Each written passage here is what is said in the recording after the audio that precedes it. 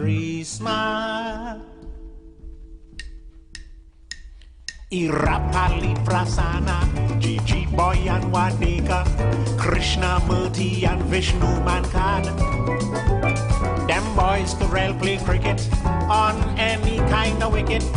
They make the West Indies team look so bad. We was in all kind of trouble.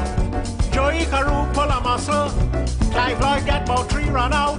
We was in trouble without a doubt. It was Gavaskar, the real master, just like a wall. We couldn't out Gavaskar at all, not at all. You know the West Indies couldn't out Gavaskar at all.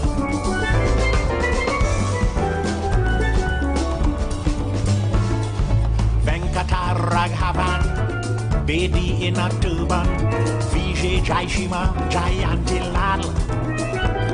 They helped to win the series against the West Indies at Sabina Park and Queen's Park Oval. 158 by Kanai really sent our hopes up high. Noriega 9 for 95, the Indian team they still survive. It was Gavaskar, the real master, just like a wall. We couldn't out Gavaskar at all, not at all. You know the West Indies couldn't out Gavaskar at all.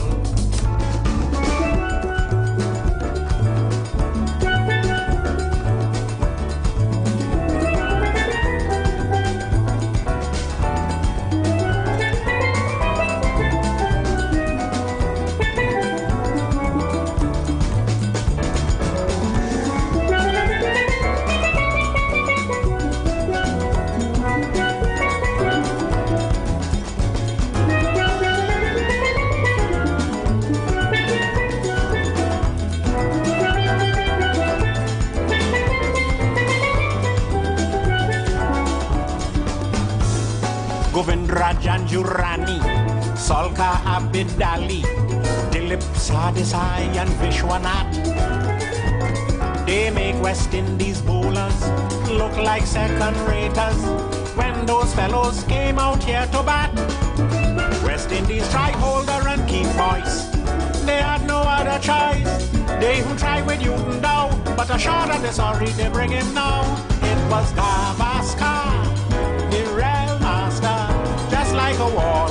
We couldn't out Gavaskar at all, not at all. You know the West Indies couldn't out Gavaskar at all.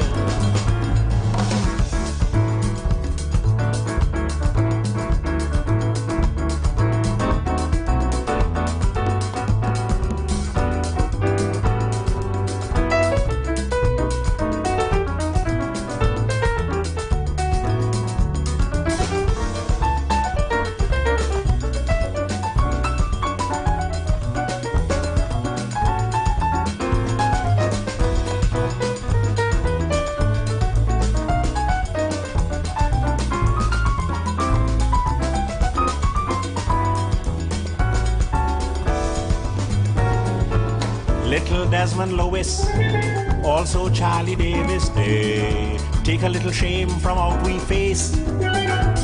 But Sobers as a captain, he won plenty coaching before we cricket end up in a disgrace. Beatty here that he became a father, he catch out whole first in the cover. But when Sobers here, he too had a son, he make duck and went back in the pavilion. It was Gavaskar, the real master, just like a wall. We couldn't out Gavaskar at all, not at all. You know the West Indies couldn't out Gavaskar at all. You know the West Indies couldn't out Gavaskar at all. You know the West Indies couldn't out Gavaskar at all.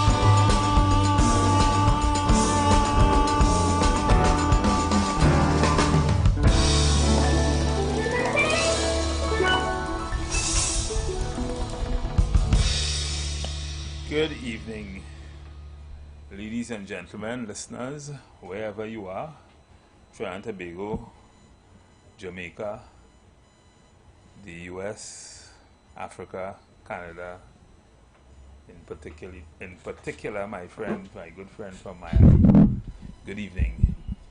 Good evening also to the owners and managers of this great radio station who have given us this opportunity to speak into your lives going up the road this evening in your cars. Good evening, or good afternoon, I should say. It's not evening as yet. It's not 6 o'clock. Today we were unavoidably late. Myself and my fellow umpire, Mr. Ronaldo Rolox.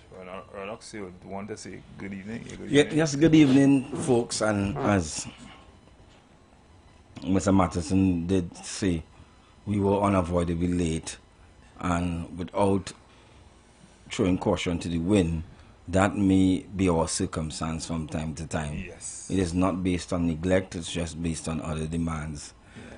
Because we do work until late, so this is other work time and juggling other stuff. Yes. But you are important to us, and we like the interaction. And we do learn on this program. We learn a lot from some of the callers and members of the pavilion, so we do want to say thanks and good afternoon to those of you who are listening, who stay close to your radio. You could have been doing other things right now, but you decide to give us that listening ear. Yes. So yesterday we spoke, and yesterday and day before yesterday, as a matter of fact, we spoke a lot about what was yesterday a storm that had arrived in Jamaica. Why? I don't know why I keep saying Venezuela. Yeah, because you want to go Venezuela. You do. Yeah, a storm that had arrived in Jamaica, and at the time creating havoc in Jamaica. That storm is over now in Jamaica. It has gone across to Cuba, but it left a trail of devastation in one part of the island. And so our prayers go out to Jamaica in that way, and to those who are now experiencing it, like the Bahamas and other islands on that side, our prayer go out to them. I had the opportunity to see some of the damages on in the news, both regional and international news. And one of the things that was very, very known to everyone was that this was clearly a historic storm. It has never happened like this in the Caribbean in terms of the pure intensity of the storm hitting an island at Cat 5, and at least the wind intensity was devastating. So the areas that the storm would have made landfall on was actually in a really bad way. I was probably expecting that even more damages might have been done to the entire part of the island, but I mean, there are parts of the island that escaped damages. You know the part of the island that was damaged? Well, it would have to be more like St. James area. Yeah, it would have to be more on that side of the Montego Bay, that area, that side of the island, because it's a tourist island as well. Yes. So I didn't even know so many Americans go to Jamaica on an annual basis. Yeah, it's crazy. About 5 million. It's crazy. It's crazy. I remember, as I was sharing yesterday, I remember being in a club years ago, in Kingston. I'm trying to remember the name of the club, but age, it will get to me. And there was Leonardo DiCaprio, Whoopi Goldberg, Mike Tyson. It is a place where a lot of movie stars and Americans visit and own property. And they're very quiet. Yeah. They don't live very loud lives. They have some very lavish. So devastation and a hurricane will be of worry to many people. Many people, stars have property there, even though they don't reside there. Yeah. When I heard the amount of Americans, tourists that are usually in Jamaica, I was really, really alarmed, because we don't get that kind of tourists. Oh, no. Venture into Trinidad and Tobago. Well, when they have spring break, it's plane loads of college students. Yeah. Planes full of college students. Yeah. So, yeah, they do have So a significant part of their revenue tourism and that kind of thing have been decimated, in some cases destroyed, and that is unfortunate, right, to the island. But this is a good time, amidst everything that is going on regionally and diplomatically, for trying to be able to play a role in, in the relief. Not that they, I don't know if they may need it to the extent to which they may need it, because I am seeing countries all over the world, including Europe and America, is now already, even while the storm was going on, was planning relief and packing boxes and that kind of thing to send to Jamaica. I think the airports will be open back. The main one, the Norman Manley, will be open back sometime this evening, and that would mean that planes will be able to come in, cargo planes will be able to come in and bring relief for them. And their proximity to the Miami allows for this to be a lot easier, not too far away, so the relief effort can be greater, faster as well. So that is something that that has occupied the thought of the Caribbean or Caribbean nations as at least around this time of the year. But sometimes we don't get it as intensely as we do as we got it this time. The last time for Venezuela, last year I think they got. The last time for Jamaica. Yeah. I think last year they got something with, was it Beryl? Beryl was a couple of years ago. Yeah. And then you had Ivan, and then you had Gilbert. Gilbert was the last time they get something real catastrophic. Yeah. But that was years ago. So this to them is something horrific. And I had an opportunity to see some of the pictures, some of the damages that were done in coming out of that storm, and I mean, it doesn't look too good. Yeah. Yeah, it doesn't look too good. Well, luckily for them, they do have, as we were discussing yesterday, they do carry a deep sense of patrimony and patronage and homeland. So the Jamaican diaspora abroad is very alive, very active. I mean, there are many well-renowned people of good repute who have Jamaican lineage, parentage, and identify as such. They not only have, it's no secret. So you find when it comes to international relief and aid efforts and getting things done, they do amass a great deal of support. Yes. And I was watching the news interviews with the Prime Minister, Andrew Holness, the Honorable, and he's very visible. He's very visible, and if you follow his career and his leadership, he's somebody who's always on the ground. He always walking. You always see him walking, going somewhere. He's always, before this disaster, he's always on the ground, on the go. So I think it was well handled at that level. The preparedness from a national level, as far as we have known. That's something I observed. Yes. Very, very prepared. And it was very open. But there were a lot of persons who didn't want to leave the home too. I mean, in some areas they send buses and only 10 persons went on the bus. That happens all over. That is happening in New Orleans. That happened. For fear that people loot the place. And we do have that type of sentiment as human beings. That thin line with life and property. And the same property could cost you your life. If you don't take care of it properly, and you don't make wise decisions. But nationally, the calls went out to evacuate, to get to higher ground. The state, as far as we have seen, we don't know everything, cannot be faulted for the dissemination of information, the warnings, and they took it seriously. Well, as usual, some will catch on only at the 11th hour. But when sometimes it's too late. When it's too late. But that's human fault. That's human error. I still wait to hear what the real death toll is. Yes. Because they are expecting a lot more persons Yes. to be dead. I don't know what the last time I heard it was about 7 people. That was Okay. this morning. Yes. So I don't know what the death toll is now. But yeah.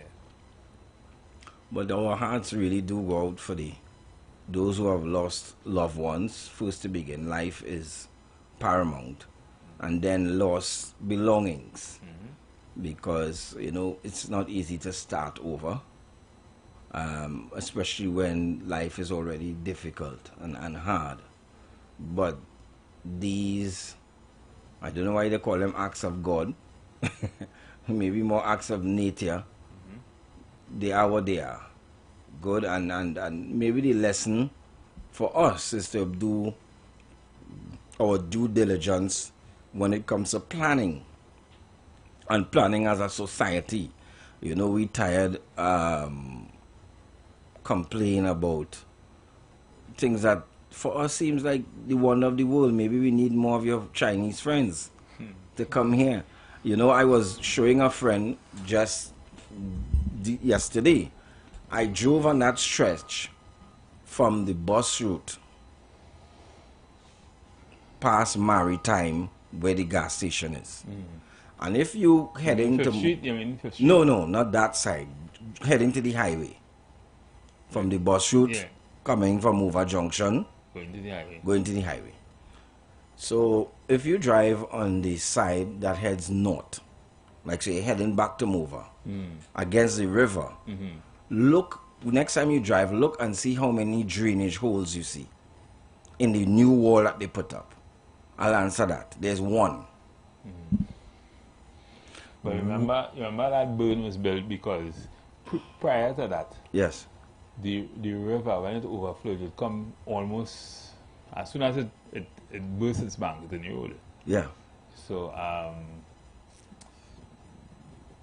I don't know much about engineering, Yeah.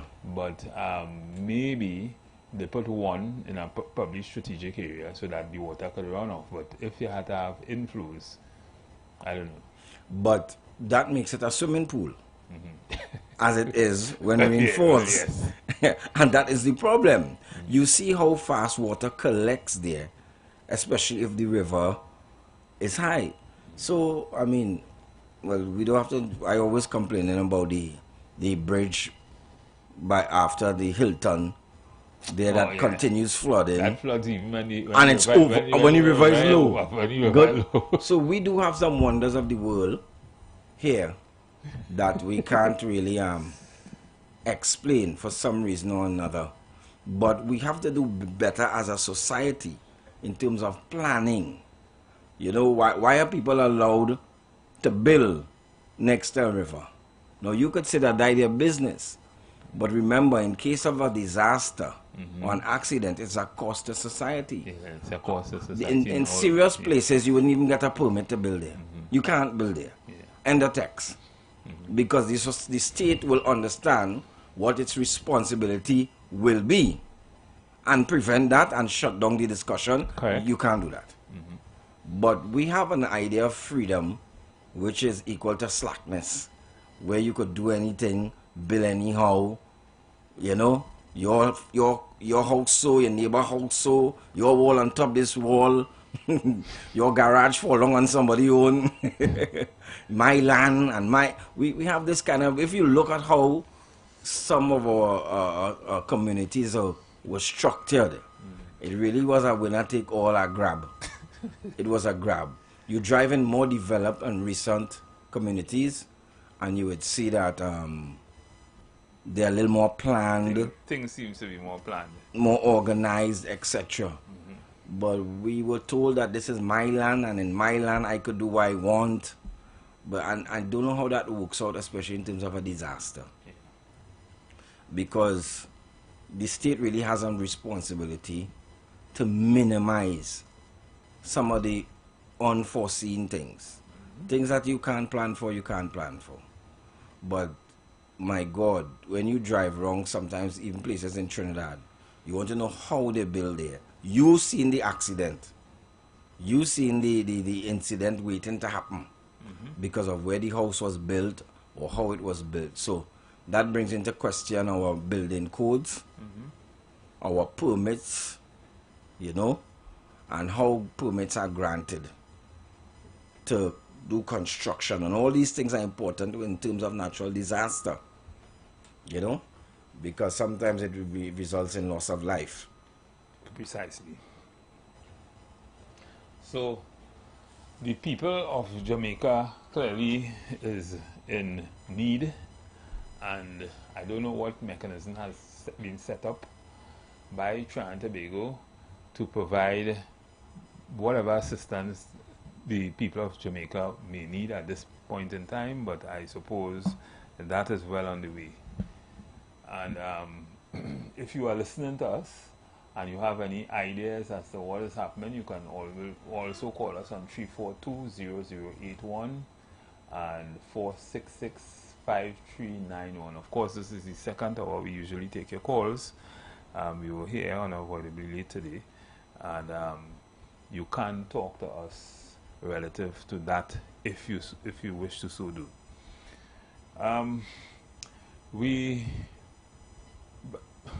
Let me take this call. Good evening, caller.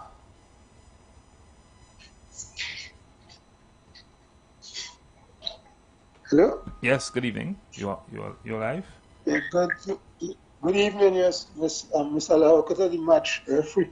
Right. Yeah, man, well, let me welcome both umpires. I know time kind of tight this evening, but I think I was left under a period of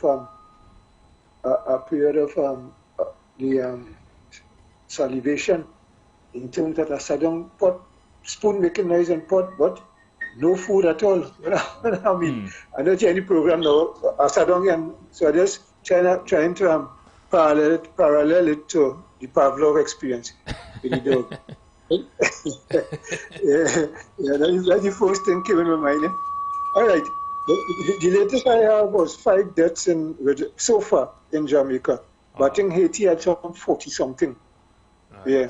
That's the news I heard 5 o'clock. That was the last news I heard. Haiti's infrastructure is much different from Jamaica. Yeah. So but they were saying accessibility in some of the parishes because of the tremendous extensive damage what was done. So the authorities there are trying to see what they could do. Right? But lots of power lines down and lots of the rivers overflowed and plenty damage, lots of damage. Right? But still some areas were spared. It's not a total wipeout. Yeah. Lots of areas were that is Jamaica. That's Jamaica you're talking about, right? Yeah. There were areas that heavy rainfall, but no too much, physical damage like trees falling and certainly. Right. But the part of the storm was where most of the damage were felt. Yeah. Most of the damages took in the direct line of the storm. Yeah. So I think the government, some the public service, that's what they call it, the electricity company. I think they call it the Jamaican Public Service, right? That's the utility company there. And I think senior, either the CEO or some senior was talking about they may have to order those trucks that you have basket, buckets with, it's not bucket trucks. Yeah. So people got access in terms of electrical lines and things. Yeah. Well, it's not a nice experience. I saw also that Verizon is offering free internet to all Jamaicans up to the 12th of November, and that too is good. A very benevolent initiative to offer the citizens free internet and free telephone.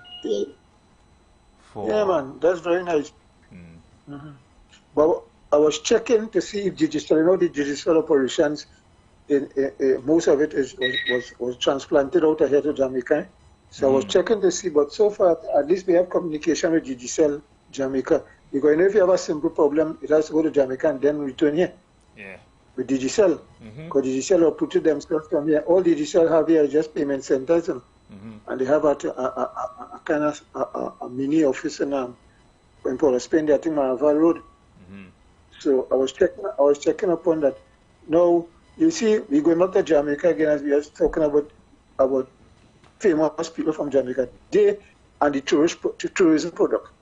They advertise the tourism product, and all the people who excel in Jamaica, they get, for some reason, they get worldwide experience. Right? Even people like Belafonte who sang Calypso, well, and could never sing like Sparrow or Kitchener, but he's more popular than Sparrow and Kitchener. Imagine that. Yeah. His name is more renowned, right? Yes, correct. Yeah, yeah, right. And even Louis Farrakhan, whose father is a Jamaican, but his mother is a Kittitian, and they always mention Jamaica wherever they go. So that is why Trinidad is always a kind of a lost paradise in that.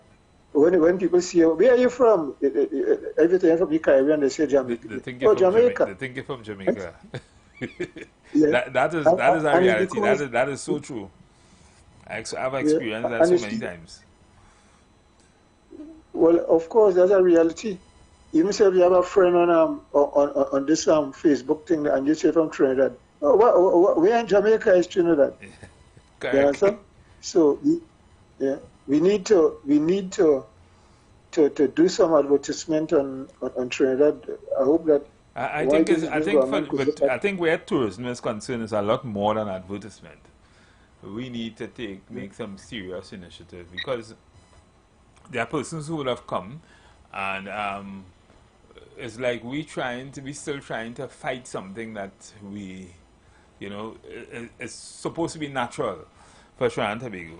What we have to do is invest in what Jamaica do to become successful in tourism. Yes. We're not taking things like tourism as serious, and hence the reason why tourism will have 5-6 million U.S. citizens, U.S. alone, visiting the island, as opposed to what visits in Trinidad and Tobago.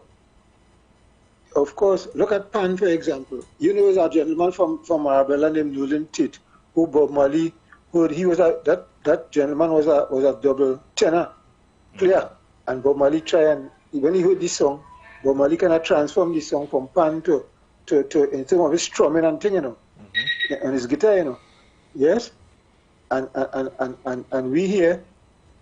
We had Maestro tried, but Maestro didn't succeed there. He came and he died kind of prematurely. And you see, I want to make this point again. We have a gentleman, a former announcer. Well, you should know him. Well, you should know his name at least. That is Phil Littrell Simmons. That man took soca music on his back and pushed it. Yeah, right? Phil Simmons. Yeah. Phil Simmons, Phil Littrell. And no recognition. He never got no award. Even if it was a hummingbird, nothing at all. So I hoping that it's my wish that somebody or some bodies, even if it's 2 or 3 guys, Panman or people from Lavantin in particular, that they make some recommendation when the time comes for Phil Simon to get an award. Right? Now I do not know if he mentioned to anybody he did not want any award. I do not know, but that man has done for soca almost what Bob Marley has done for reggae. Yeah. And not being recognized. Because when I was growing up in the 70s, it really is. I used to listen to him. Yeah? Go ahead. Yes, go ahead. No, I say it really is interesting. When you see the kind of popularity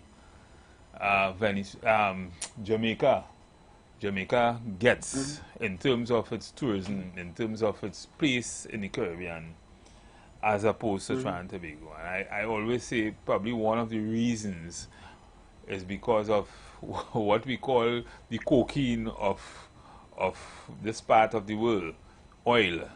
And we banked so much on that, and to some extent that is crippling us.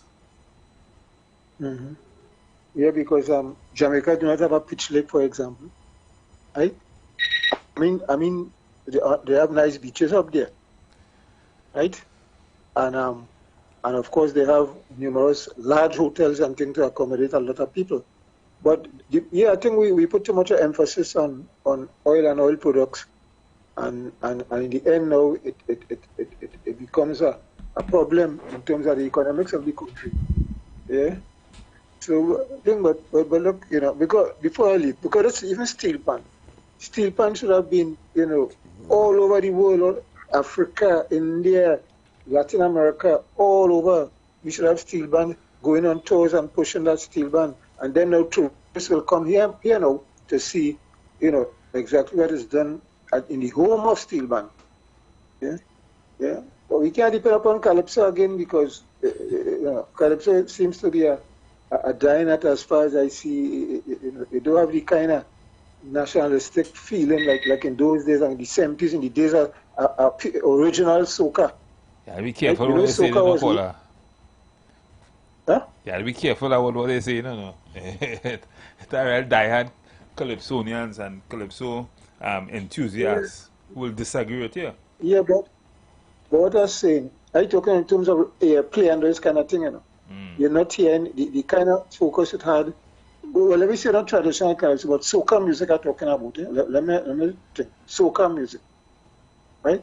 Soca music is not as popular as it used to be when Shorty invented it, and then Maestro took it up, and then everybody else, even Kitchener, even on this man, Swam Dog, he sang a version of Sugar Boom Boom. I was listening to it over YouTube. Yeah, Swam Dog sang over Sugar Boom Boom, you know? Yeah, yeah, and that is how it is. Yeah. Well, all right then. Well, I mean, that is all. I mean, but we have to talk reality. I born and grow here, you know, so I could talk about here, and I speak on observations and airplay. Yeah, yeah, man. Okay. Well, okay. Well, then you have a good afternoon. Yeah. Yeah. Okay. Cool. And the umpire and the square-leg umpire. Yes. Ronaldo. Yeah. Yeah. Yeah. So yeah, that was a good observation in terms of the tourism and our marketing of other aspects of Trinidad and Tobago that is not oil and gas related, right? I think Tobago have a real good product, but for some reason we seem not to be able to get off the ground with it, and that has to do with the fact that we're not making the investments where we should be making the investments, right? Because if we were to come to the island, you had a space for them. I mean, we built an airport. I mean, the airport is a fantastic airport, a really nice airport, big. It could accommodate probably more people than Jamaica could probably accommodate. Well, they're three, but many people come, where you going? And that's the concern. So call us. You can call us. Let's hear what are your thoughts on what has happened in the last 2 days with respect to Jamaica, and what we can do as a people to assist our Caribbean brothers. Call us and we will have that kind of discussion with you. Good evening, caller. Good evening, gentlemen. Yeah. I have been looking at this situation in Jamaica. And I heard, well, I think it's yesterday, the both of you all were saying you all study at Mona, is it Mona Jamaica University? Yeah. You all were there, right?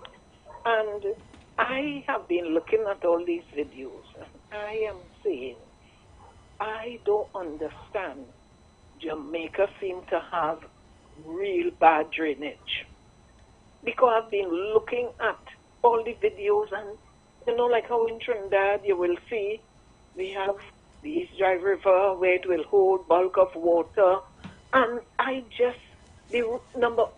next thing, some of the roads not paved in some areas. Well, caller, to be honest, I was saying the same thing, but when I look at how quick the water went down, I was saying the opposite. I was saying probably that really good drainage because it went down really fast.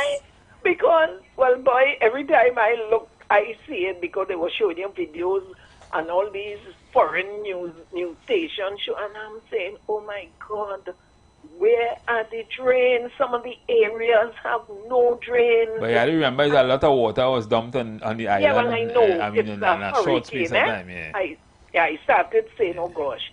It's a hurricane. Because if you realize how hot it was in Trinidad for the last 5 days or so, oh God, you'd understand where all the moisture and everything went. Yes, well, boy, when I get an earthquake Friday, I wasn't surprised.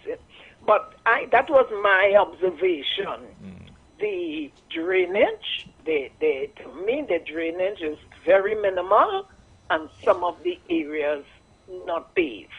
I could say I learned parts of Jamaica because the amount of areas that I didn't know about, they were showing it.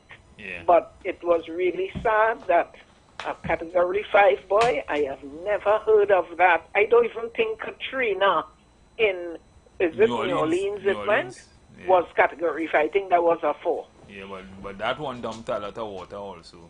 Yeah, so boy, well, everybody mobilizing, and I know when I go to church on Sunday, our priests, they will organize for people to make contributions because, wow, they got hit real bad, real bad. So I think the Prime Minister needs to see about having better drainage. But as you say, it ran off quickly, so I don't know. But it was terrible. I saw some areas where water in some people's homes. Oh my God! Wow. And there was a notification. I think it was night before. Yeah. We spoke about not crocodiles, alligators. What? Yeah. They were saying that. Yeah, they were saying that a lot of alligators are now. I don't know where they came from. Yeah. But this hurricane reminded me in 2017. Remember that hurricane that was over the Bahamas? Bahamas, yeah. Yes, I couldn't believe I was in Atlanta at that time, and I left South Carolina, went to Atlanta, and we hearing this storm still in the Bahamas.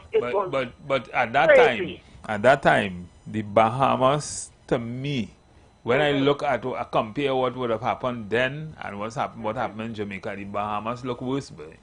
Yeah, the Bahamas to me was decimated. Yeah, because that hurricane, it just was not moving, and I heard the meteorological people said anytime a hurricane is moving slow, it does more damage. Yeah. If it come in, it lick up, it gone. But you see, when it just and they were getting all the rain the Monday, and this thing never reached till Tuesday. Oh, Lord, boy, I don't know. Well, I just hope they could get the help. But I know, how Trini, we always reach out to our Caribbean brothers.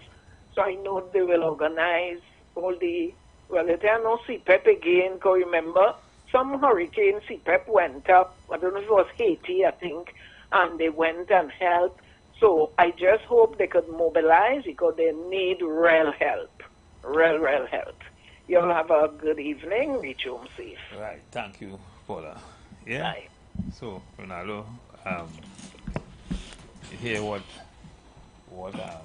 well, it's hard to explain a lot of what you see if you don't have context, and we have to realize that this is a place first time twice our size.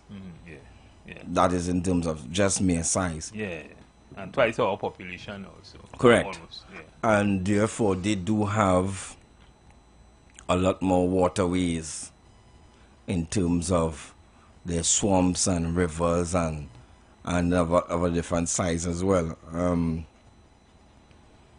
Hence the notice or rise in water, which you would expect in swamps and rivers. These crocodiles will be displaced. Yeah. From their natural, habitat. And that's just nature. That's how it goes. Quite interestingly, when I went there, I learned that they don't have snakes. They don't have any. Because the maroons used to eat them. Kill them out. Because, they had a large maroon. We brought mongoose to destroy ours, but it probably didn't work anyway. It worked in so Jamaica. every island is a little different.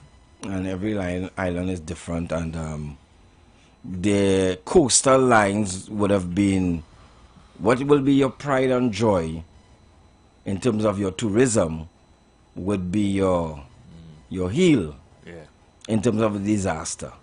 So obviously all the beaches, all the hotels, all of those people who are exposed to rivers and seaside and none of those communities that would be bounded by water would obviously be devastated. You know, if you're more inland central, then it will be different, a different experience, just as it would be in Trinidad. You know, but as we were saying here, there's a lesson to learn in this for us as a nation, as we look on and we see there are things to do. You know, there are do's and don'ts in every situation, but we have to thank God for life at the end of the day. And the death toll could have been worse, and we wait to see if the figures change.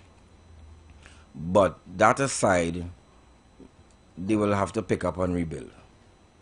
And these disasters, they force you to do that, and with a good degree of cooperation. And I do hope that in the rebuilding, especially in some of the areas, the low-lying areas by the beach where you see all these huts and that kind of thing, and I do hope that in the rebuilding they pay particular attention to good structure and good engineering. And because I was asking myself, where do you put your boat? But we were talking about that. You pull a boat and you put it on the side of the road. You can't wheel with your boat. But it will go anyway. For real, whether water takes it or wind takes it. That's a kite. Yeah. In these circumstances, you can't tie it down. You can't nail it up. You understand? So there are things that, you know, all those beach fronts and you also will experience, obviously, a loss of jobs. Because a lot of people depend on the tourism sector. Fishing. For survival. All these tour operators, all these people will have to take a while to rebuild. You know? Sort themselves out. And sort themselves out. But by God's grace, they will get there. They will get there. They are very resilient people. I was not going to say that. You hear that? That's something you hear from Jamaicans all the time. They're very resilient. They will come back. They don't stop. They'll come back. And come back quick. Correct. And for the capitalists, there's an investment opportunity. Yes. Because there are capitalists who relish these things, and I hear Warren Buffett always talk about making more money. But Bill Gates will say he was redirecting. Bill Gates was saying that he was redirecting some of his green fund, meaning the money that he would usually spend on climate change, to assisting for poverty and the eradication of, you know, certain things. And he spoke about that in relation to Jamaica this morning. So we're going to a drinks break, and after the break we will maybe switch gears. So keep locked, keep tuned, and say a prayer for our neighbors, and we will talk to you after the break. You've got bills to pay, and so do we. Let's go pay some bills on the street. 919 FM.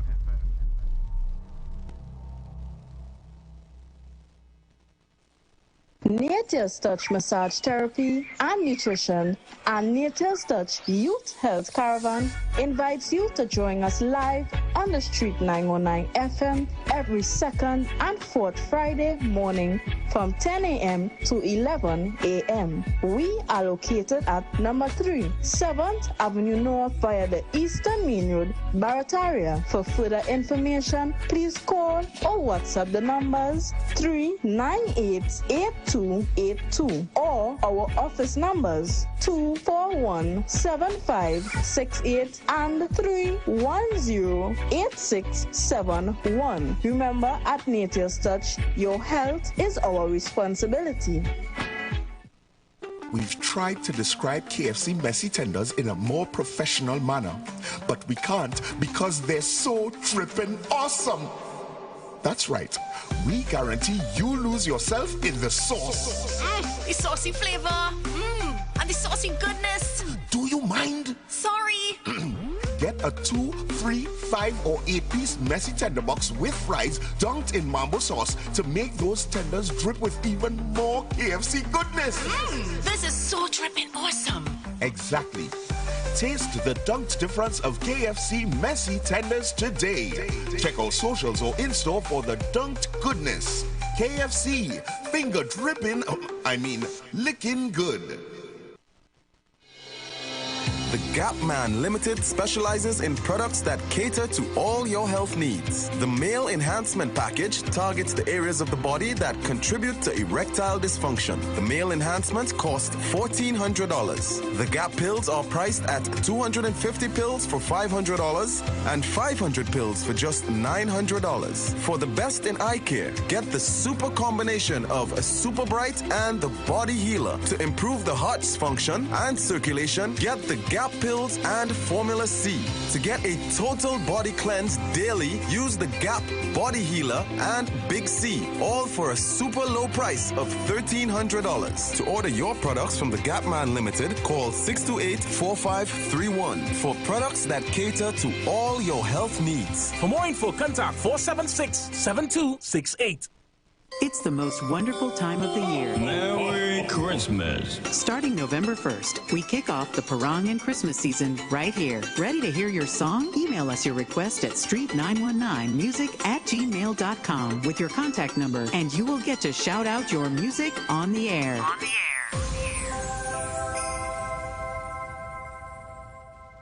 The Embassy Yacht is back and ready to transform your events into unforgettable experiences. Launched from King's Wharf, San Fernando, the perfect starting point for an epic experience of luxury, music, and celebration on the open water. By booking our vessel, your event will include a house DJ, state-of-the-art sound system, fully stocked bar, dedicated cleaning crew, top-notch security. This isn't just a venue, it's a floating masterpiece designed to make your event the talk of the town. Imagine your guests dancing under the stars, drinks in hand, with breathtaking views of the coastline as your backdrop. From birthdays to corporate events to exclusive parties, the Embassy Yacht offers promoters a unique platform to create unforgettable memories and boost your brand's reputation. Call or WhatsApp 399-5959 or email embassycruises@gmail.com. Share the live. Share the live. The Street 919 FM on Facebook and Instagram. Share the live. Iowa George on Instagram. Share the live. Iowa TV and Street TV on YouTube. Share the live. The Street 919 FM. Yes, callers, we are back, and we would have spoken a lot about the Jamaica crisis, and at this time, as usual, on the last hour, the final hour of the program, we would usually talk about some probably employer-employee related issue. And today, we wanted to, as a matter of fact, we've dealt a lot with the Venezuela issue, the Venezuela-Trinidad relationship issue over the last few days and the last few weeks. And although it is remains very prevalent in the news, we wanted to shift a little. So we wanted to talk a little employer-employee related issues. And in particular, there was an article in the news a few days ago relative to a judgment by the Trinidad and Tobago Cricket Board, won by the Trinidad and Tobago Cricket Board against an employee, where they won $260,000 against an ex-employee. And we wanted to talk a little bit about that in context to, albeit this judgment was a default judgment, meaning a case was brought against the worker in this case, and the worker did not show up to answer to the charge, more or less. So a default judgment was recorded, and that worker is supposed to pay to the TTCB $560,000+ with interest. What is the relevance of that to our discussion is that sometimes workers do things in the organization, that cause damage or cause loss of property and or monies and that kind of thing, and an employer could, or an employer has the right to challenge you or to take it to court for, you know, whatever mismanagement or whatever you would have created in your employee as an employee that would have created or caused the company money. And this is something that sometimes as an employee, sometimes you have to understand that you too have a responsibility, even if you look at as an employee under the strictest sense of the IRA and the employment law, the employment legislation like the OSH Act and that kind of thing. The worker, you as a worker, you also have a duty, and your duty is to, given what is given to you, you have a duty to protect the employer's interests also. So yes, you can be challenged in court as an employee if you go against certain policies and if you do things that create damage to the employer.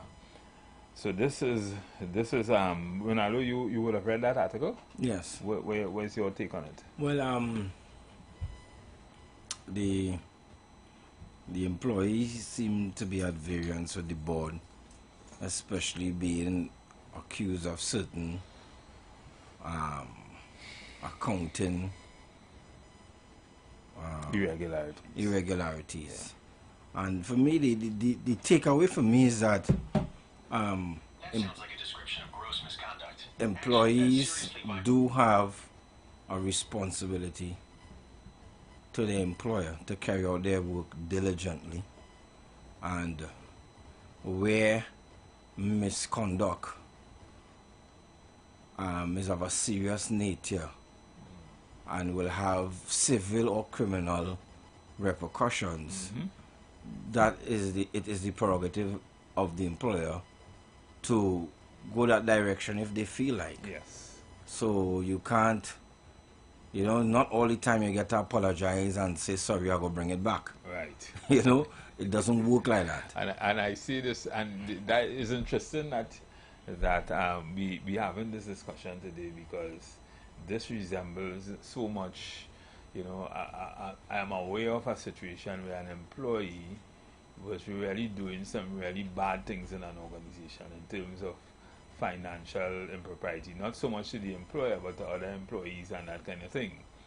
And the employer took action or is taking action, albeit they are going through the process of investigating the matter and the 9 yards, the whole 9 yards, due process and investigation, notice of investigation, charging the employee, notice of tribunal, bringing the employee to be heard, and that employee decides to circumvent that situation and say that he was terminated. What sometimes employees don't understand is if the employer gives you all that opportunity and you choose not to attend or not to be heard, then you are doing the reverse of what the employer is usually blamed for. So the court has always said, where you are given an opportunity to redeem yourself or to be heard, and you choose not to take that, you do so at your own peril. And sometimes employees need to understand that. So you can't get away by not attending a tribunal or not hearing, coming to hear what the employer bring you to a tribunal or bring you to be heard or charge you for. You have to still make yourself available and do so if you want to claim that you were wrongfully or unfairly dismissed. Yes, definitely. In assuring that due process is carried out, both parties have particular obligations, and he who alleges must prove. That is one. On the employer part, you have to lay out your case and get all your facts, do all the investigation. and the employee must avail himself to answer. Even if your answer is I do not know, you cannot abscond or absent yourself and feel that you don't have any case to answer and it's a them issue, and you use that very egoistical approach. You know, and sometimes an employee will do that when he or she feels that they are actually guilty or culpable in the act, but then you cannot say that you wasn't given an opportunity to be heard. Well, and then sometimes it's the opposite. Sometimes you feel you're not guilty. Sometimes you feel, for whatever reason, the charges are trumped up, you know? The accusations are false. Sometimes it's mischief. Sometimes you actually being victimized. Correct. But at the end of the day, you still have to go there and say so. Exactly. You have to present yourself and say so, and whatever you have to say, even if, and we tell clients... Present yourself with representation, of course. Yeah. Right. We tell clients that all the time, go and say, it wasn't so. Your defense doesn't really have to be big if you're really unaware of whatever it is or you claim, but you just cannot absent yourself. Or go and plead yes. that you are guilty and you ask for leniency, or if that is the case. Or you explain the situation, how you know how what you are accused of happened. Yeah. And yeah. And be not dismayed in the sense that the tribunal will still come to its own conclusion. And there's a place to address that. Yeah. So don't say you ain't going because them ain't like me and I will never get justice. Yeah. That is a silly and quite an emotional approach. As a matter of fact, that is a detrimental approach. That's a detrimental approach, you know. You still have to go and present yourself. Good. There are mechanisms in industrial relations practices for challenging the outcome of the tribunal or the decision of the tribunal when that time arises. Yes, because we look at equity. You can't send me to the gallows for doing something that was part of my job to do, or doing something that that didn't require the punishment must suit the crime. Yeah. Right. So sometimes you might think that, hey, them looking to victimize me, I ain't going me and them, you know, and you ain't go, and you end up losing it. Yeah. That's not a good look. You know, you want to maintain, as somebody who, one of my mentors say, you want to keep smelling like a rose. So you do, and you comply with the wishes and the requirements of the tribunal, albeit in all fairness. And communication is important. If you need more time to have professional representation or union representation, then say so. But do not fail to communicate and then absent yourself. If you need an extension of time to prepare yourself because you could not have paid for the representation within the time, then that also you must communicate. And the tribunal is free to say no, and you still must come and say what is your case, meaning that you were not able to have representation. You make sure your stand or your opinion or your view goes down on the record. So that's a good point to raise there, in terms of many times. Yeah. A company would have gone through all the processes, but they know what they want to do. Yes. And on the 11th hour, they would have invited the worker to a tribunal or a hearing, and told the worker that they have the opportunity to work with representation. But the worker now, now would have gone and selected a representative of his or her choice. Yeah.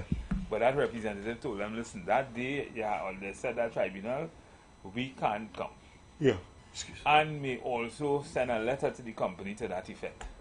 And the company views that as, we would have given you an opportunity representation, you failed to do so, right? And therefore, we would go ahead with the tribunal or the trial without representation. And that, to me, is unfortunate, because it would mean that you are now denying that worker representation. which is a critical or sacrosanct element of the process. Yeah, it definitely, some employers do not, in all good conscience, take into context that this is something that has to be fair to the other party as well. Yes. They cannot say, well, they don't want the tribunal in September, they want it in December. That is an unfair delay. However, if you are sure about yourself and your case and your process, then in my view, allow the worker the chance to be heard, and fairly so. Some employers even tell that worker, well, you can't bring a lawyer, you can bring an ex-colleague from the workplace. Well, we have had experience with people telling you who you can and cannot bring. Yeah. That is such a stupid, silly maneuver that employers try, and we have seen it fail. I know. And then they have the audacity to quote the company policy and say it in the book. You know, and they telling you who to bring. Well, news for you, employer, that in the book is voidable. Correct. In the court we operate in. Correct. So really and truly, you know, as you cited in the article, discipline, that was the first principle I learned from Mr. Frederick Lesmo, you know. And of course we were doing at Jack actually in terms of disciplinary tribunal. Discipline is the prerogative of the employer. Yes. Make no mistake about it. Exactly. It is not for you to you think. You can't discipline yourself. Only the employer can discipline. Yeah, you can't think you should be disciplined or you shouldn't be disciplined. You know, you could scrutinize the process. We could talk about the date, but the act of discipline, you know, that's a responsibility and the sole purview of the employer.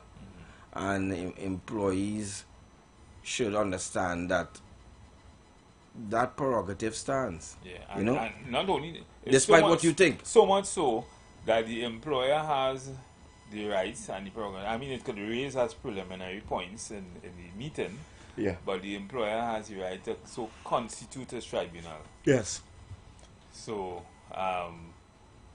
how is tribunals? Because it's not necessarily a court. You don't have to do it like a court. You could do it however you choose to do it. Once fair process is followed, the employer's prerogative to bring who he wants to sit for him, just like you could bring who you want to sit for you. Yes.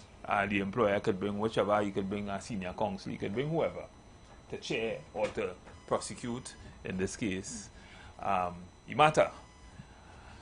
So it is not for you to say who and how it was done, right? Once it is done fairly and processes are followed, and you got a fair chance to say yours, to give your side, and to also question the persons who would have made allegations or written reports that looks like it brings you into dispute. Yeah, do not. It is perilous to absent yourself. Yeah. And not answer questions of the employer, whether you figure it's a witch hunt or not. Anytime you do that, you're deemed to be. Yeah, as we have said, there's a place where we can deal with the outcome of the process. Exactly. There's opportunity to have that remedied and re-examined. But what we cannot do is when you decide to not show up, or not cooperate, you make an excuse. I didn't know. I find it was unfair. I find them didn't like me. Them don't like me. When you reach in the court with that as a worker, then it's too late. Yeah. Too late. You did so at your own peril. Yeah. You can't go to the court and say them don't like me. And that's why you didn't go to the tribunal, because HR don't like me.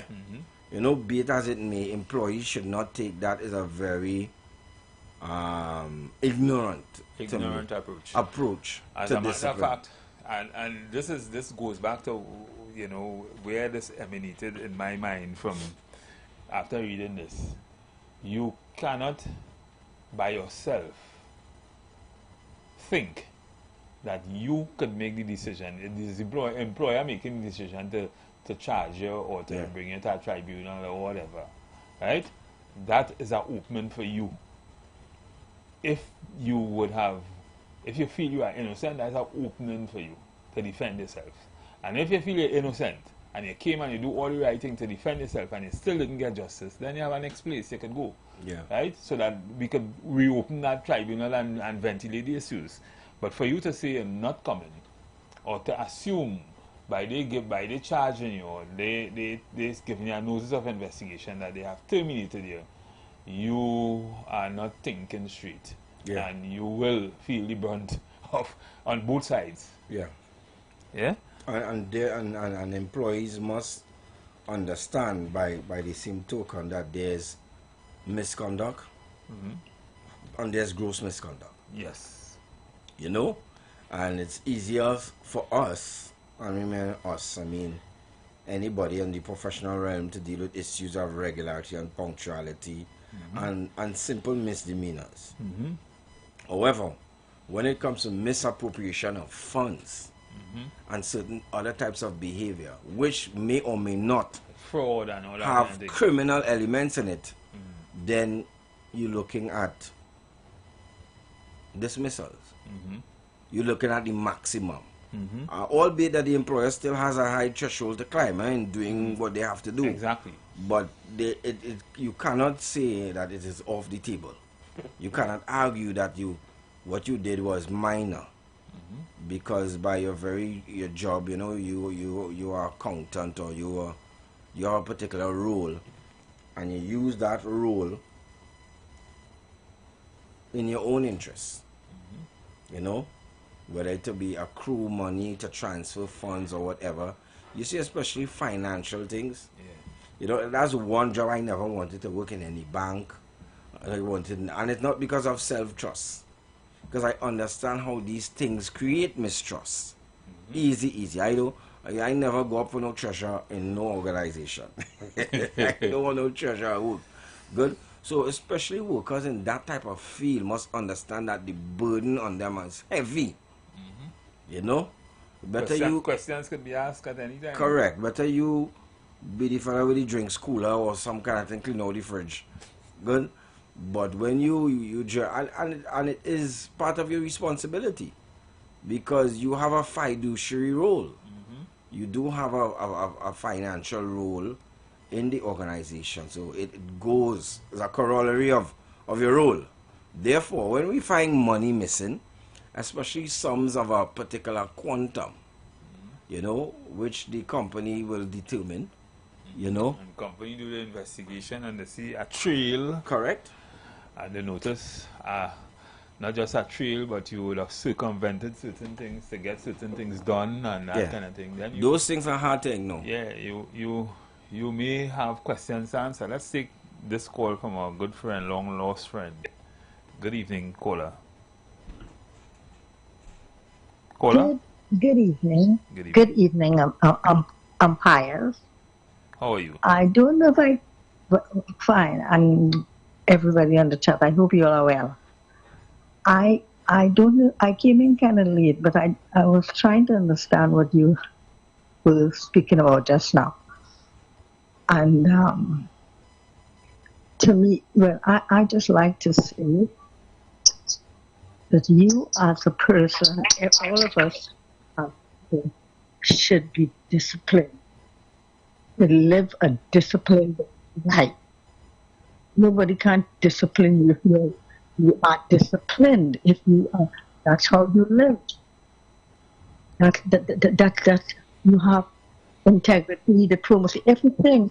When you, especially as you say, you work in like the banking sector or the financial, you have to walk the straight and narrow road.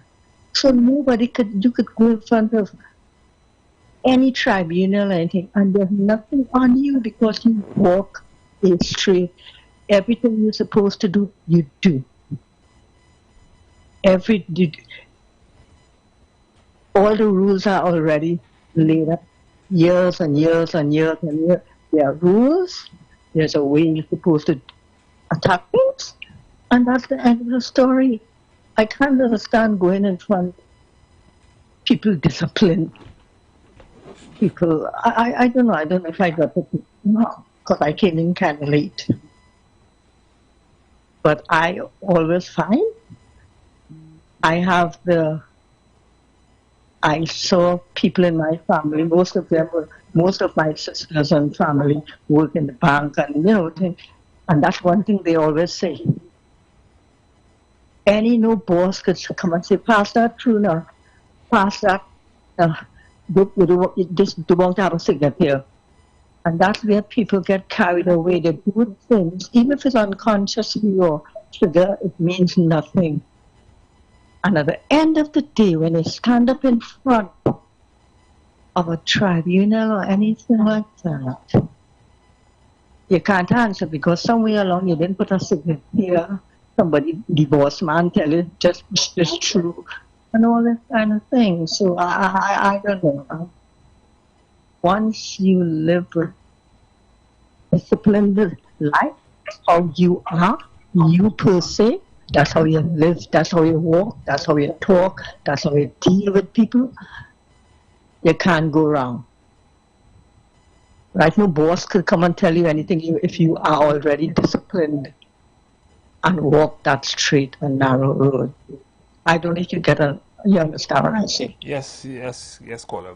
We understand clearly moral and ethics and how it should guide you as a worker or an employer in the workplace. But we began talking about this issue that emanated from a judgment where a worker was asked to pay in excess of $560,000, a judgment.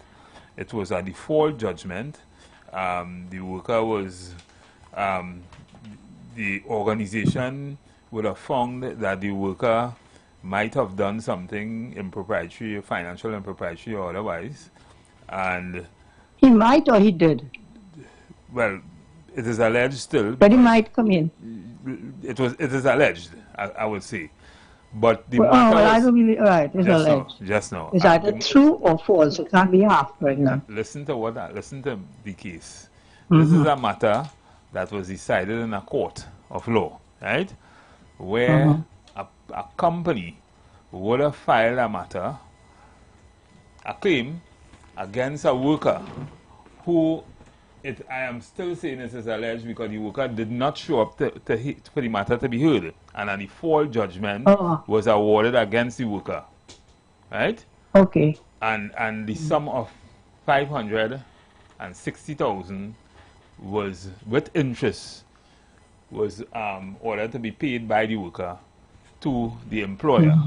And so this is how the discussion started, and we were saying we were just enlightening our listeners of the point coming from an industrial relations standpoint, that where you are accused of something and you are given the opportunity to be heard before a tribunal and you choose not to appear, then you do so at your own peril. And that is how the discussion... That's it, yeah, I agree. That's how the discussion came up. Yeah. Oh. So well, he had to pay that because true or false, he wasn't there. Exactly. You did he not. He had a right to prove whatever. With counsel to defend yourself. Well, right. Well, he was wrong. Right. So that is how this discussion came. Yeah. And we because we operate in this sphere, we see this happening from time to time. Sometimes you are accused of something in the workplace. The employer did everything that they were supposed to do in terms of bringing the matter, to ventilate the matter. So it usually starts with a notice of an investigation. You are told what you are accused of, and an investigation is opened. And after that process, after the investigation is completed, you should respond to the investigation. You probably should also respond with a letter or something, or some report, and to clear your name. And after everything is compiled, the company now has the prerogative to, after looking at the evidence before it, to then charge you or not charge you. Right? So then they can now charge you, and ask you to appear before a tribunal or a trial or a meeting or whatever you want to call it, right? Giving you the opportunity to come with your counsel, whether it be a brother, sister, mother, father, lawyer, doctor, whoever you want to come with. Okay. Right? Come with somebody, if you choose to so do, and ask questions to the panel or the persons who accuse you of doing what you have the right to do that. And if you choose not to do that, if you choose for whatever reason, you're afraid or you think that they are unfair to you or you think you wouldn't get justice or whatever, and you choose not to appear, then you do so at your own peril. At your own risk. Exactly. Yeah. So this is where we were going. Yes, I agree with that. This is where we were going, and this is where, in terms of advising employers and employees, in terms of how you address matters like these. Yeah. And you see, it all boils down to, you see, what you have in you, you know.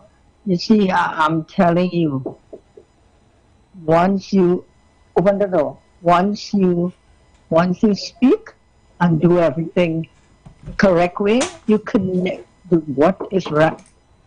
Okay, bye-bye. Well, I do notice that we are familiar with one of the attorneys in the matter. Sorry. Which man? Oh. In this matter? Hang up the phone call. Yeah, sorry. Thank you, caller. Thank you. Yeah, we are familiar with Navindra Ramnanan. He is for who? He was for the board. All right. Henry Chase and Navindra Ramnanan. But I also noticed that the board did not pursue criminal case. They just wanted back the money. Yes, so they went civil, which is fair. Yeah. You know, the criminal case. So, but employees must understand that if you commit acts that attract those type of remedies, it will go there. Yeah. Good. And the important thing is for the company to realize that if you are alleging fraud, which has a particular standard, you don't give the person in HR to do it, please. Yeah, exactly. Get a professional or law enforcement, because there are standards for these things. A burden particular, you know, burden of proof for you know, if that's where you're going, and I'm not saying that you have to go there with an employee. To just say misconduct. Yeah, if you're going that way, don't mess up the process by giving some junior manager, and the whole process becomes solid. Good. The cricket board went to the relevant authorities who are trained and responsible for these types of investigations, and it proved to be successful. I noticed here that it took some time too, but employees must know that this is where it can go. There's another matter that I wanted to highlight that may seem more comical, but it's not comical at all. A man was robbed at gunpoint early Wednesday morning in Port of Spain, as his vehicle was briefly stolen before being recovered by police. I said Joseph Road, yeah. The victim drove his white Nissan to Building 7 St. Joseph Planning's Piccadilly to meet a female friend. And as the teacher would say, underlying friend. Upon his arrival, 3 male suspects approached him. So apparently she had 3 other friends. So it was a meeting then. A meeting. Yeah. One armed with a firearm and demanded his valuables. Fearing for his safety, the man exited the vehicle and was struck on the back of the head.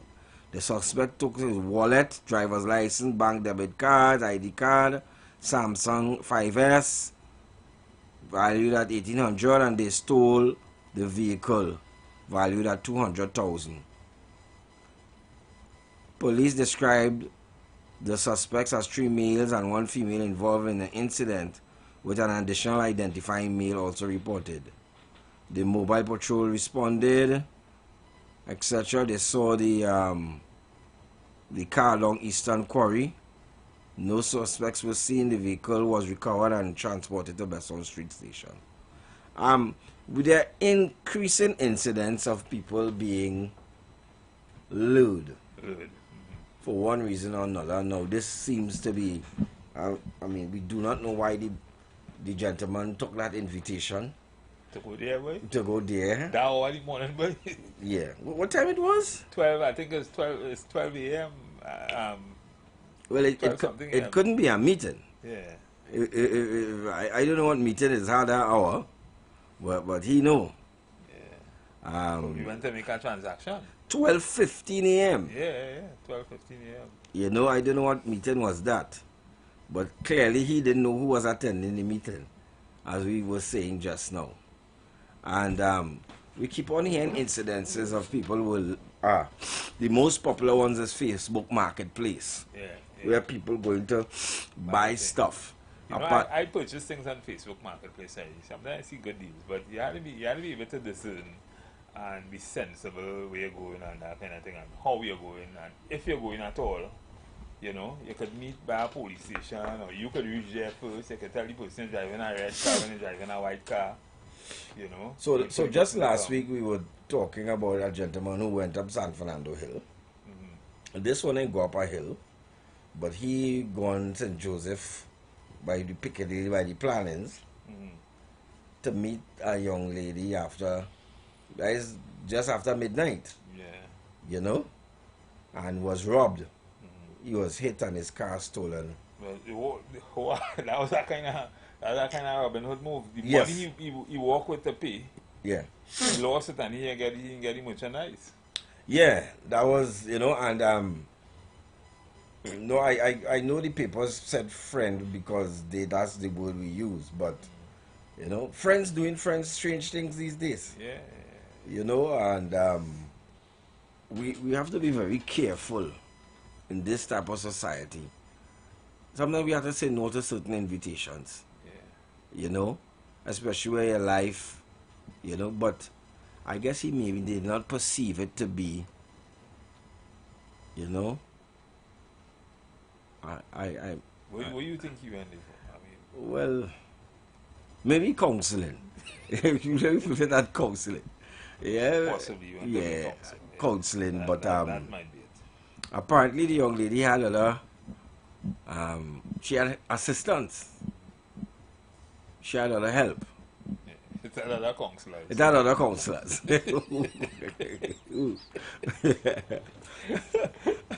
we some men not doing good on the scoreboard, eh? Really not doing good. You know, Papi didn't do too good on the scoreboard the last time we were here. On the San Fernando Hill. Yeah, the San Fernando Hill. Now we have an ex-gentleman, you know, getting a few lash. You had to walk home. I know where you're getting transport that hour. He's lucky you get back in Your headache. 2 days after. Yeah, your vehicle was recovered, and we know the headache in running down the documents. We know that headache. When you lost these documents, that is a headache of your own. Bank card, ID card, license, driver permit, etc., etc. That little visit cost him a lot. You know, he didn't evaluate that. He didn't evaluate it. Come out the vehicle. Where you come out the vehicle for? Yeah. Drag out. You're parking away, or you can move one time with your vehicle running or something. I mean, obviously, there's not you're not a regular. If you're a regular, you don't know the code. You just go and park up in them kind of areas. Nah, you don't know the code. You don't know the code. Park up in a way, or you could get out there. You know the code, and while I'm making very light of it, the point is that because of the crime situation today, Mr. Matterson, we saw an extension of the SOE. Yeah. Right? There were mixed views on that. You know, there were mixed views on that. They're saying that the crime is coming down. I don't know if it is because of the SOE. That correlation needs to be made. The other question that might be quite absurd is that if we'll have just live in a SOE, Because if the SOE is the answer, which some argue, it cannot be. The SOE cannot be the answer to crime. You have to have a plan. You know, it could be a stopgap measure. It could be an emergency measure based on the circumstance, which was the argument last time. But the SOE cannot, in and of itself, be our crime fighting measure. Otherwise, we don't really need anybody else. We just have a SOE until the next election, and everything will be fine. Good? And that has nothing to do with our detection rate, which even if crime comes down, you have to find out. And those are the questions. What is our detection rate? Now that we have less crime, are we detecting more? Are we resolving more matters? If those questions are not answered, then while there might be an appearance of progress statistically, we will know that we're not addressing the problem full scale. Correct. And we need to do that. We can't live in an SOE, you know. I can't bubble. We can't live in our No, we can't live in it. So because of the crime situation and our social situation, which we have to admit exists, we have to be personally responsible for our own safety as well. I hear people talk about the police.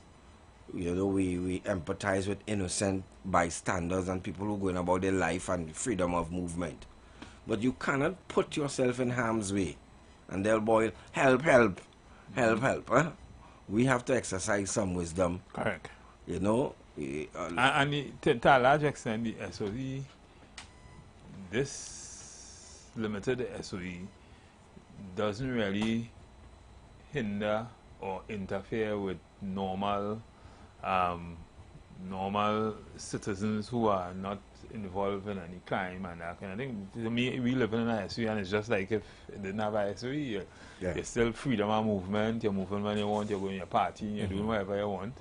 You're just at risk if you're in criminal activity, because it means the police could come and visit you anytime. So then by logic, maybe we should make provisions for that outside of an SOE. Correct. Maybe we should make laws for that. Yeah, and quit, you know, because what is really attractive... But the privilege you get on that SOE, you can't really make laws for that, because then you'll be breaching a certain kind of due process. Well, you can amend the Constitution, table legislation where under specific circumstances that resemble SOE, certain powers exist. Well, that's all you have to do. I guess, yeah. Because you can't use it. In and of itself, the thinking about it wasn't for really what we're using it for. Yeah. To be honest, we're benefiting from it. But that's not what it was meant for. Yeah. It can't be perpetual. It can't be perpetual. Therefore, it tells you we may be putting a plaster over a sore temporarily. You know? And while now it's looking like the cut heal and you're moving about, you know, you don't know. Exactly. When you remove the plaster, what is happening. So we see how the government extend the SOE. I don't know how our callers feel about it. You know, do you feel it was a prudent thing to do, callers, to extend the SOE? Do you see it was beneficial, or do you see it as kicking the football down the road? Yes.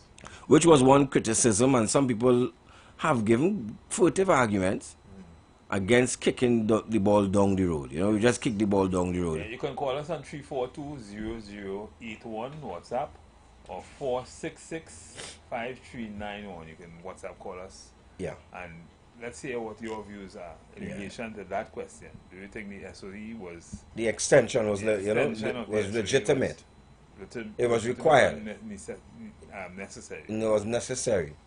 Based on the premise on which the first one was set up. Yeah. You know? Some people say nothing broken, don't fix it. If you tell broken, don't fix it. You know? But we have to be fair, and we have to be reasoned in what we use. Sometimes they use a flat head instead of a Philip head. But you have to get it right tool, you can mash up the screw. You know, because you don't want to get it right too, because you're telling yourself it working. Yeah, it working.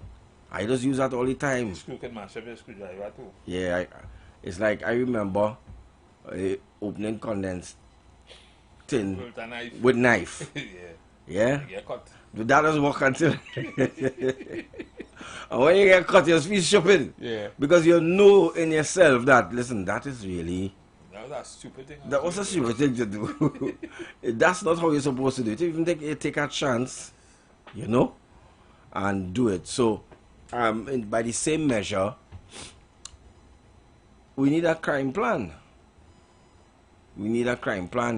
We know it's not a one-stop plan. We know it's not an easy fix. All those things But are since true. I small, I hear about crime plan no way. So you lived through Anaconda? Yeah, I lived through Anaconda. It had Anaconda. It had Strike Back. all kind of thing. It had all I kind of. can't remember the name, but Big Snake. all kind of crime plan. We coming for you. All kind of crime plan. A few moments later. Yeah. But yes. A few moments later. Yes. But call us 3420-081-4665-391. In your view, was the extension of the SOE a legitimate one? You know, and no one is arguing that under the SOE the statistics looked better. They are better. That you can't argue that. Yeah. They definitely look better. But I mean, the feeling side that did have SOEs too. Correct. And the statistics still didn't look as good as it looking now. We save about almost 200 and about 40 or 50 lives to date. Yeah. So if we were to comparatively look at the same time last year. Yeah. And if both of we try something, if you try to climb a tree and I try to climb a tree and you fall, you know, the tree climbing is not the problem. You know, it's just not for you. 200 lives, boy, in Trinidad. That's a lot. There's plenty of people alive still, you know. That's a lot. That might have been dead otherwise. That's a lot. I mean, I always say statistics are biased. But you could take statistics on its face value as well. Yeah. And that's a lot. And any decrease in 200 crime. people alive today that would have otherwise been dead. Who are victims of crime. Right? That is, you know, that's incredible. Yeah, that's good. We can't say that was good. So, I mean, something happened. Like something that SOE probably working. Well, it probably working maybe because you know that fear that we could come in and kick down your door while you're making love and drag you. And we ain't carrying you money, we carrying you shagaramas. That changing the whole discussion, eh? You know? I don't know that is an attractive that's an attractive possibility, but we've had murders. We have had murders since. Yeah, we've had murders. Just on a different level, albeit. And I don't like to do the comparison because I always say a life is a life. Yeah, exactly. So I don't always like to say the comparison. But if you're looking at the numbers, certainly telling a story. The numbers certainly tell a story. Yeah. But the man who does blow in the bag, the man who's blow air in the bag, need to come up with some answers. Not limericks, not riddles, not monkey see, monkey do, and all of that. BRWDING. Yeah. Reading. Yeah. He need not to come up with a banana and and peel a banana and eat a banana. We just need to come up with a plan. He needs to come up with a plan. He's saying BRWED breathing and equating that to blowing in a bag. I mean, which one you was talking about? We need a real plan. We need plan, and Before now, he was Action Jackson. On the crime show, he had a lot to say on both shows. When it was Ian, and he was out in the field, and now when he was in the studio. So he must understand that he has a high expectancy level. The public expect him to perform at a high level. Now remember, we threw a lot of stones at the last minister. This may be rightly so, but he was not spared. You know, this one must understand, albeit that the whole ministry is reconfigured, but this one has to understand that the honeymoon is over.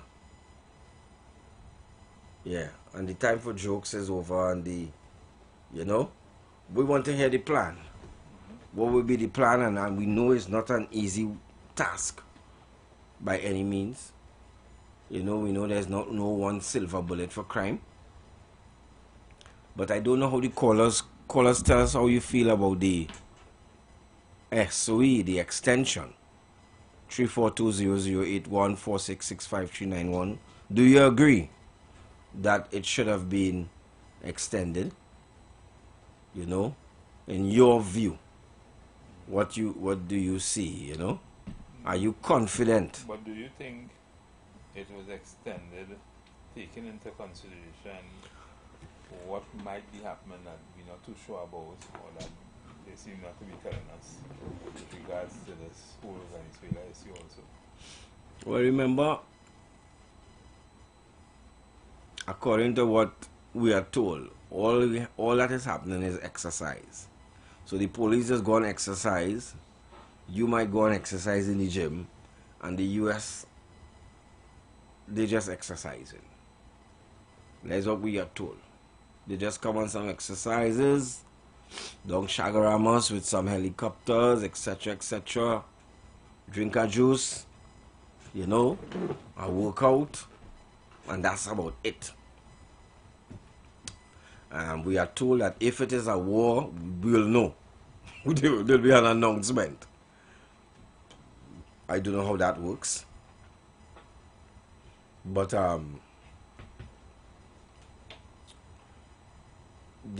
while the statistics might have been lowered in terms of recording crime, there's still a general sense of unease in terms of a plan. Because some people are saying that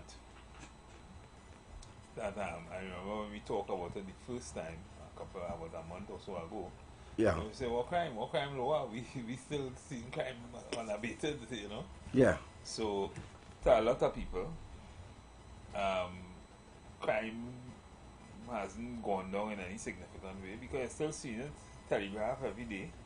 The kind of horrific things that are happening. Look, we was just talking about one where a man going to check a woman, and he was robbed, he was beaten. Yeah. It was not a gun. Yeah, well, he escaped with his life, huh? Yeah. Which is also, he has to say thank God, because we partner in San Fernando Hill didn't escape with his life. No, he died from natural causes, man. You know, he died from natural causes. He did? How he died? The woman didn't kill him. She didn't? No. He takes something, he ingests something that didn't work. I mean, didn't work, but he had muscles or something, and he died. Is she then an accessory? Huh? No, she was in the bathroom when it happened. Oh, okay. She see him dying, and she called the police.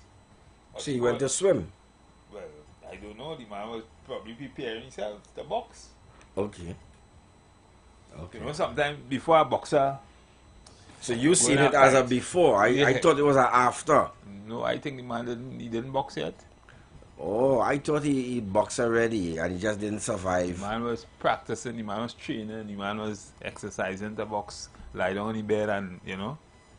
That's depending on how you see the bat, eh?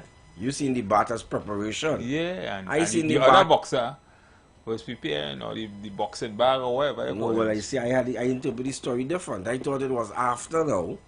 You know, he didn't warm down properly. Nah, I on promote. You know, if you don't warm down, you could catch a serious cramp. It's like you go down deep in the ocean and you come up too quick. Yeah. You're in a decompression chamber. Yeah. I thought that, you know, I thought it was after the match and she was having a shower, you know, and he just didn't survive. Maybe there was another round of boxing. Probably. And he didn't survive to the other round, you know.